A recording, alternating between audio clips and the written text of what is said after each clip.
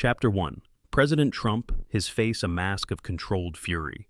The air in the Oval Office crackled with tension, thick enough to be cut with a knife, thicker than the oppressive Washington humidity that loomed outside. The grandeur of the room, the deep mahogany desk, the towering American flag, the gleaming gold drapes, did little to soften the raw energy radiating from the man sitting at the resolute desk, President Donald J. Trump, his face a rigid mask of barely controlled fury, paced for a brief moment before turning his sharp gaze on the trio before him: Stephen Miller, Caroline Leavitt, and Kash Patel. His fingers drummed against the polished surface of the desk, a rhythmic, ominous beat that echoed the storm brewing inside him. His voice, when he finally spoke, was laced with a venomous disdain. "Jeffries," he spat the name like a curse, his upper lip curling. That swamp creature actually thinks he can turn this into a political coup. He sees an opportunity in the abolition of the Department of Education. He thinks he can weaponize those disgruntled bureaucrats, rile them up, and turn them against the White House and the Capitol. He thinks he can manufacture chaos and blame us for it.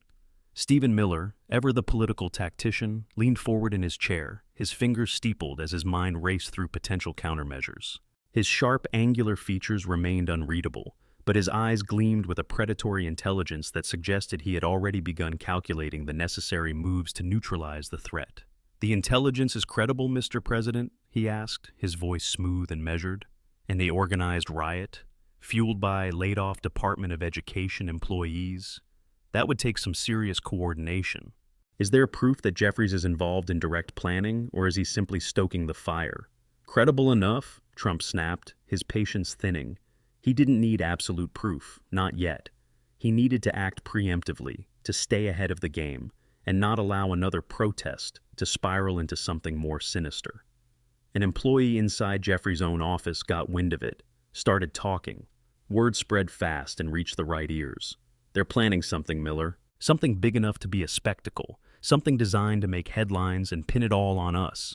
We know how they operate. They want chaos. They thrive on it." All eyes turned to Kash Patel, the FBI director, his expression as unreadable as ever. A former intelligence officer, Patel had built a reputation as an enforcer, quiet, methodical, and relentless. He was not a man prone to exaggeration, nor was he the type to take threats lightly. His silence stretched for a moment before he finally spoke, his voice calm, measured, and deliberate. "Mr. President, we've already begun. Undercover agents are seated within the likely crowd. We're identifying key organizers, instigators, and potential agitators. Our network is in place." He adjusted his stance, his sharp gaze sweeping across the room before he continued. "We are coordinating with the Secret Service and the Capitol Police to bolster security in both locations. No one gets within 100 yards of the White House or the Capitol without thorough screening. We're deploying additional surveillance teams, facial recognition, monitoring of encrypted messages, social media tracking. Any sign of escalation, and we will be ready to act." Caroline Leavitt, White House press secretary, finally spoke, her voice sharp and clear, laced with the strategic awareness of a seasoned communications operative. "Mr. President, if this materializes into a full-scale riot, we need to control the narrative before they do. We can't let them frame this as some spontaneous outburst of public dissent. We need to make it clear from the start, this is organized. This is an attack on democracy, a politically motivated stunt orchestrated by the Democrats. We make that message clear, and Jeffries will have nowhere to hide." Trump nodded, his mind already racing ahead, calculating the best way to seize control of the situation. He had seen what happened when the opposition got ahead of the narrative, how the media could twist events to their advantage. Not this time. This time, he would be prepared. His enemies thought they could use chaos against him. They were wrong. He would expose them before they even had a chance to act. "Then we stay ahead of it," Trump said, his voice carrying the full weight of his authority. "I want updates on every development. I want names, locations, logistics. If they're planning something, I want it dismantled before it even begins. If they take one step toward turning this into a spectacle, we will turn it back on them tenfold." A heavy silence followed, the weight of the moment settling over the room. The battle lines were drawn, and the fight for control had already begun. Chapter 2. Trump, however, understood this was more than just a political skirmish. Caroline Leavitt, ever the strategist, leaned in, her tone crisp and unwavering. "We can't let them control the narrative, Mr. President. If we sit back and react, we lose. We need to be proactive. We make this about the incompetence, the wastefulness, and the inefficiency of the Department of Education. We don't just defend the decision, we show the American people why it had to be done. We push the truth. Billions wasted, bureaucratic bloat, and a system failing our children. And we hammer home Jefferie's desperation. How he's grasping at straws, how he's so enraged by his own party's failures that he's willing to incite mob rule to save face. We turn this into a referendum on his leadership before he even knows what hit him. Trump nodded, the intensity in his eyes sharpening.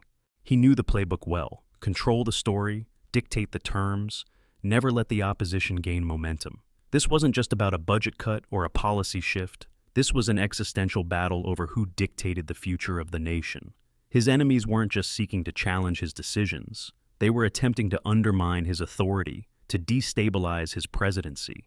He had seen it before, felt the relentless machine of opposition grind away at him for years.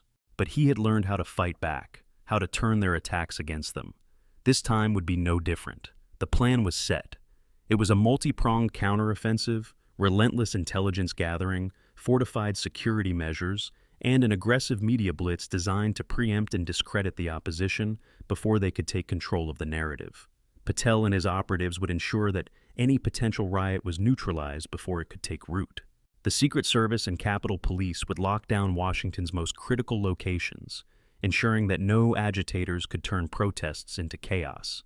And Leavitt would lead the media assault, seeding the story, framing the events in a way that painted Jeffries not as a noble opposition leader, but as an unhinged radical, willing to incite unrest simply because he had lost a political battle. But Trump, ever the tactician, knew this was about more than just political maneuvering.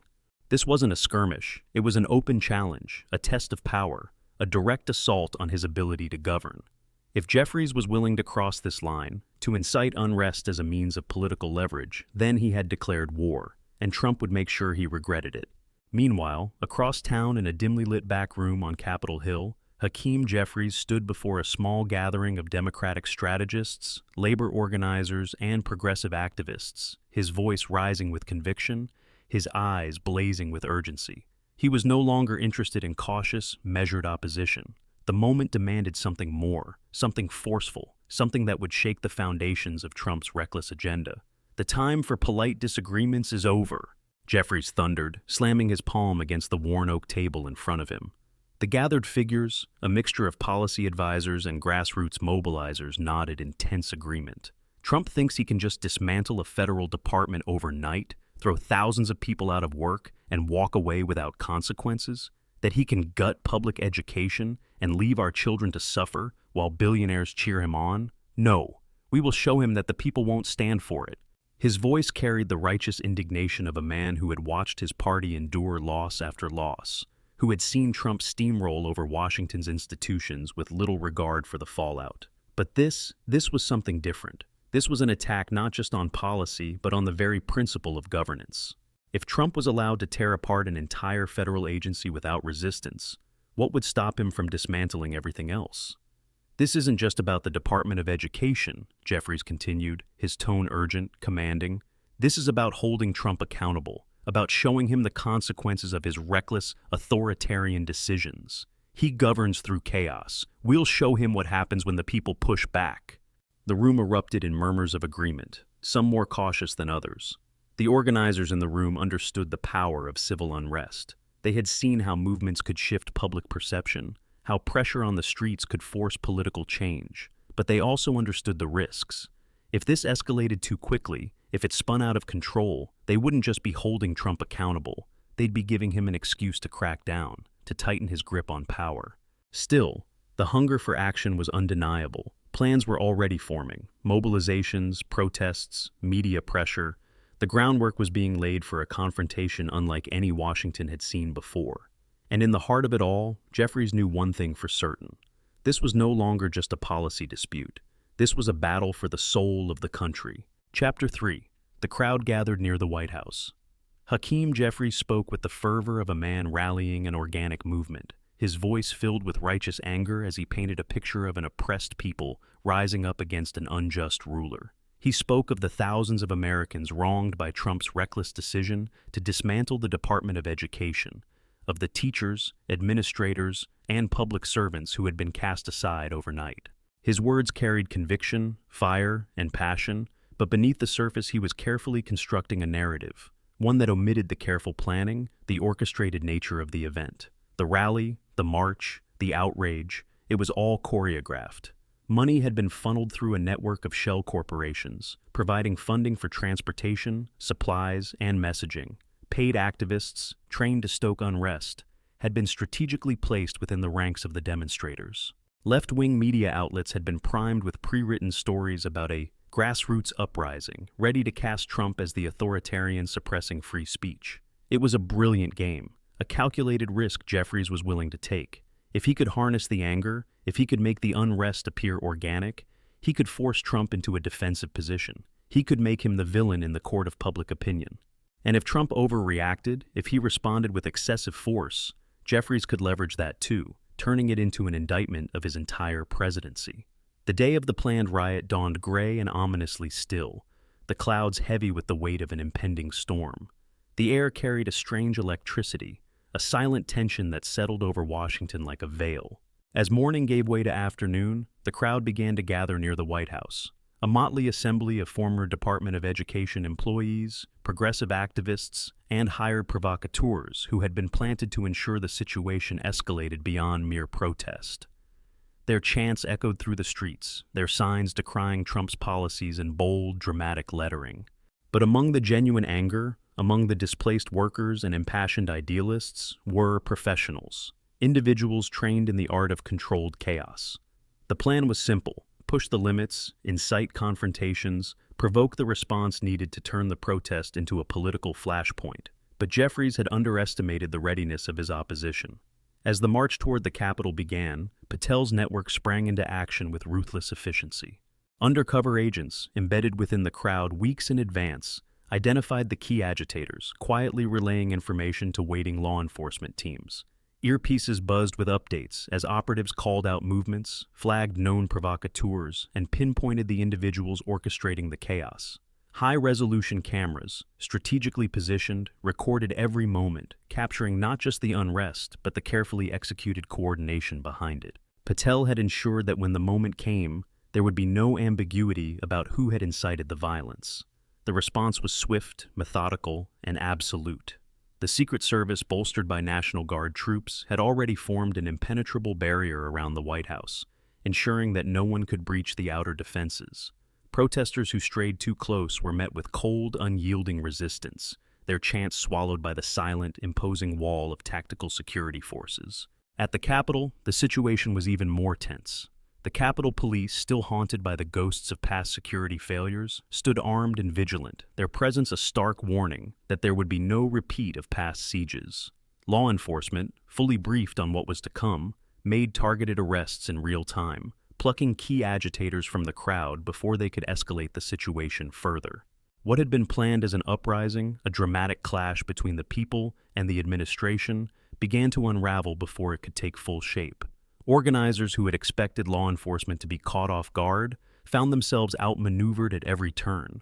Protesters who had anticipated an emboldened push toward the Capitol found their efforts stifled by an overwhelming show of force. And as Patel's intelligence teams fed real-time footage and evidence to the media, the narrative Jeffries had so carefully constructed began to collapse. This wasn't an organic movement. It was a coordinated disruption, an artificial rebellion built on political desperation. As night fell and the remnants of the protest dissipated under the floodlights of a city that had refused to be shaken, one truth became undeniable: the uprising had failed, and for Jeffries, the political fallout was only just beginning. Chapter 4. The FBI moved in, swiftly and decisively.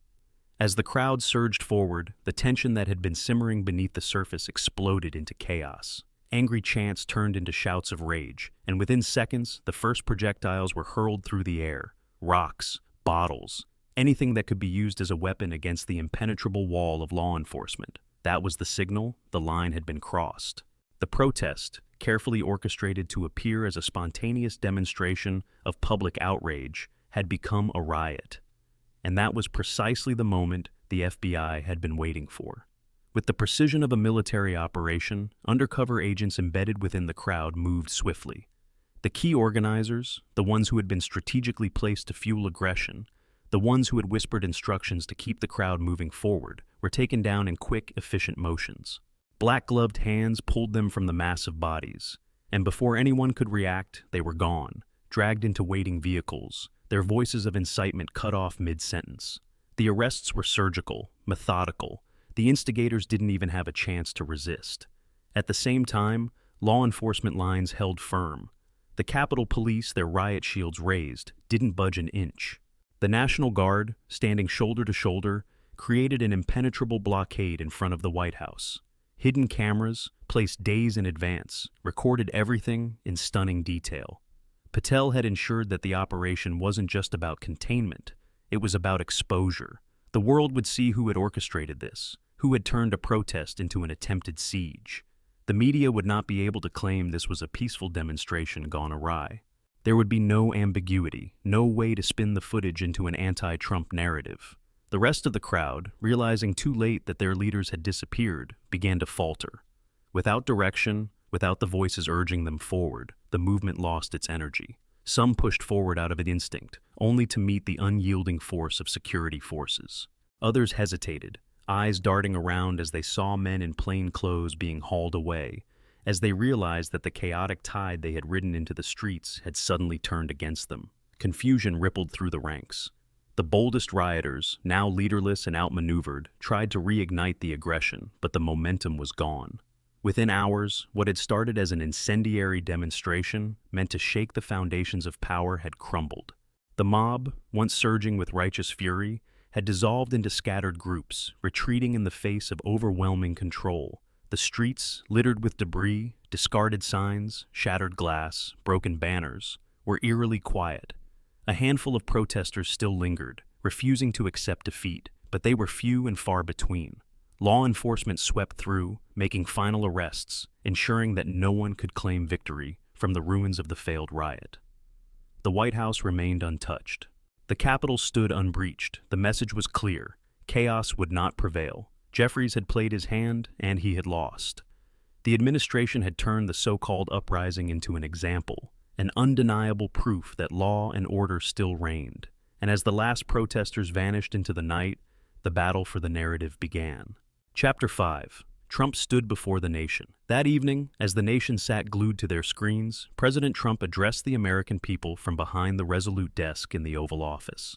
The dim lighting of the room, the deep, commanding tone of his voice, and the unwavering stare he leveled at the camera all contributed to the gravity of the moment. This was not just another speech, it was a reckoning.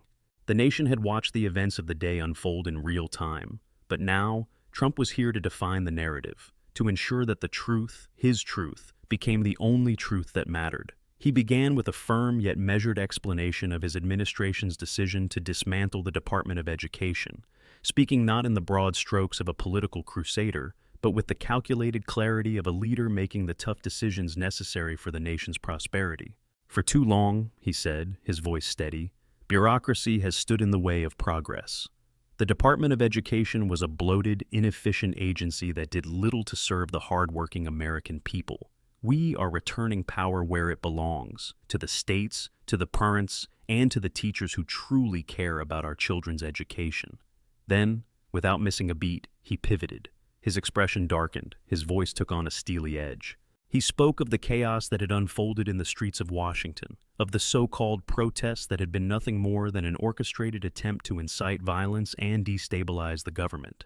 He condemned, in no uncertain terms, those who had sought to manipulate the anger of the people for their own political gain. And then he brought forth the evidence. One by one, the screens behind him flickered to life, displaying footage captured by Patel's surveillance teams. High-resolution images of paid agitators being briefed before the riot, video of key organizers coordinating movements and distributing materials, audio recordings of discussions implicating Democratic operatives in the planning of the event. The narrative of a spontaneous uprising, a grassroots rebellion against government overreach, lay in ruins. The American people saw the truth with their own eyes. It had all been a setup, a desperate, reckless gamble by the opposition. And at the center of it all was Hakeem Jeffries. The final piece of footage was the most damning. communications linking his office to the funding mechanisms that had paid for the riot's key instigators. Documents, transaction records, and leaked emails exposed the financial backchannels, revealing the well-coordinated effort to manufacture outrage and unleash chaos on the streets of Washington. Trump leaned forward slightly, his gaze unwavering. The American people will not be fooled. We will not allow radicals to use deception and violence to tear this country apart. We stand for law and order. We stand for truth. And today, the truth has been revealed. The reaction was swift and brutal. The media, once hesitant to fully cover the depth of the scandal, had no choice but to acknowledge the weight of the evidence. Even traditionally left-leaning networks were forced to air the footage, dissect the leaks, and confront the reality that their own political allies had engaged in blatant subterfuge. Social media exploded with reactions: shock, outrage, disbelief. Supporters of Jefferie scrambled to spin the story, but there was no escaping it now. Jeffries, once a rising star, found himself cornered. At first, he denied everything, calling the allegations political theater, claiming the footage was doctored, the evidence manipulated. But the denials rang hollow. The evidence was overwhelming, irrefutable. His own colleagues began to distance themselves, issuing carefully worded statements about needing to review the facts and condemning all forms of violence. Public opinion turned against him almost overnight. His allies evaporated. The donors who had once backed his ambitions cut their ties, unwilling to be associated with a scandal of this magnitude. The Democratic Party, already reeling from Pelosi's downfall, had no appetite for another political martyr. They needed damage control, and Jeffries was expendable. His political career, once so full of promise, was now in free fall. He had gambled everything on a bold, reckless attempt to undercut Trump, and he had lost spectacularly.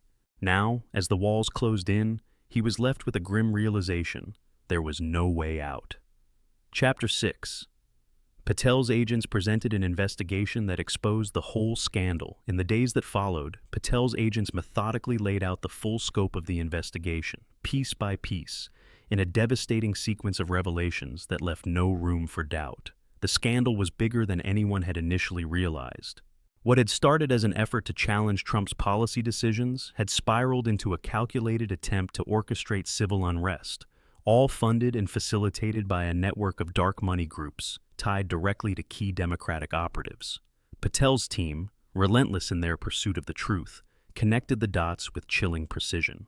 Bank transactions, encrypted messages, leaked internal emails, it was all there. A damning indictment of an opposition willing to embrace chaos to regain power. News networks had no choice but to cover it. The airwaves were dominated by breaking developments, each one more shocking than the last. Hakeem Jeffries, once the confident, defiant leader of the opposition, was now a broken man, forced to endure the humiliation of watching his credibility erode in real time. His past allies turned their backs, his political endorsements evaporated, and even members of his own party began calling for his resignation, desperate to distance themselves from the fallout. Press conferences meant to salvage his reputation only deepened the damage. When confronted with Patel's findings, he stammered, deflected, and failed to provide convincing answers. The undeniable weight of the evidence crushed him. The final blow came when the Department of Justice formally announced an inquiry into the funding sources behind the riots. With potential criminal charges looming and no support left to shield him, Jeffries was finished. His resignation came not with the defiant speech of a man wronged, but with the exhausted sigh of someone who had lost everything. His name, once spoken in the same breath as the future of the Democratic Party, was now synonymous with political disgrace. And through it all, Donald Trump watched from the comfort of the White House, his arms folded as he sat before the television, absorbing the coverage with a rare, satisfied smile playing on his lips. He had won. He had faced down a formidable enemy, not just in Jeffries, but in the entrenched forces of Washington that had sought to undermine him at every turn. He had exposed their deceit, dismantled their schemes, and emerged stronger than ever. For all the battles he had fought in his career, this one felt different. It wasn't just about a policy or a partisan victory. This was a validation of his leadership, a reaffirmation of the movement he had built. His belief in the American people, those who had stood by him, who had seen through the lies of the establishment, had been vindicated. He had promised to drain the swamp, and now, Another career politician had fallen into the quicksand of their own corruption. As the dust settled and the nation processed what had transpired, one truth remained undeniable. In the high-stakes game of Washington politics, Donald Trump was still the master player.